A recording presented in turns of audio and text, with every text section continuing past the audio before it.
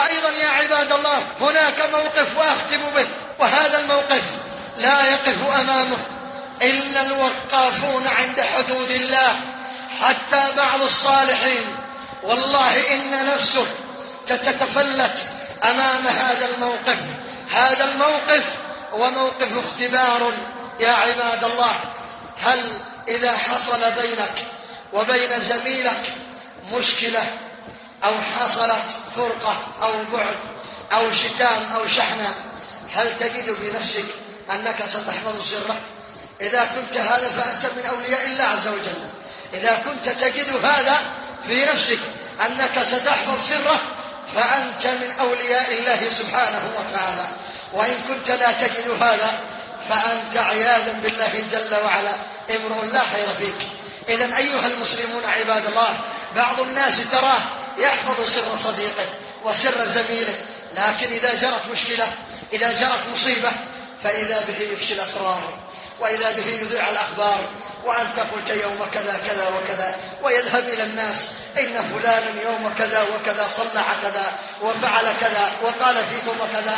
هذا ما يعد، هذا ليس من تمام الإيمان، هذا من نقص الإيمان عياذا بالله سبحانه وتعالى.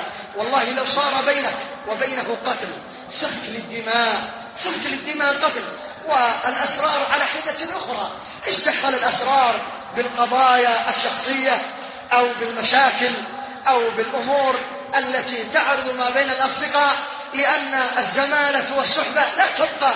قال الله والقمر قدرناه منازل حتى عاد كالعرجون القديم، ما من اجتماع إلا ويعقبه فرقة. لا شك أنه يوم من الأيام ستتفرقون، إلا إذا كانت الصحبة خالصة لله جل وعلا ومن أجل الله وفي الله سبحانه وتعالى. إذا معاشر المسلمين، علينا بهذا الأمر العظيم وأن نتحلى في هذا الأمر العظيم. يقول ابن القيم رحمه الله: لابد أن المرء يحفظ سر أخيه. ويقول أيضا في كلام آخر، يقول: إذا عندك سر فلا تستودعه إلا رجل أمين ورجل حازم. إذا معاشر المسلمين، علينا أن نتحلى بهذه الخصلة العظيمة وهذا الخلق النبيل وهذا الخلق الكريم، فوالله إنه من الخلق الكمل من الرجال والفحول من الناس. فعلينا جميعا أن نجعل هذه الخصلة في بيوتنا، وأن نحفظ سر آبائنا وأمهاتنا وزوجاتنا وأقاربنا والأصدقاء والعلماء والحكام إلى غير ذلك.